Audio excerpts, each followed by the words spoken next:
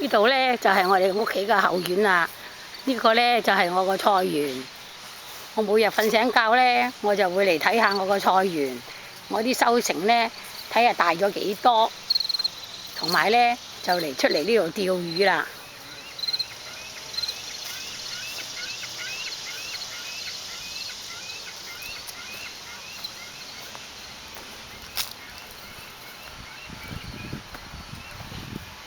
每日瞓醒覺呢，就出嚟呢度釣魚，釣個零兩個鐘。有時呢，出嚟呢個碼頭釣，呢啲呢，就係我今日釣嘅魚啦。釣咗個幾鐘呢，都有差唔多30條嘅，仲會喐㗎。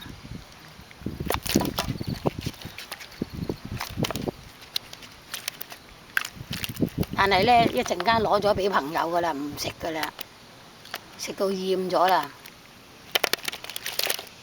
你睇下佢仲跳紮嘅，幾生猛。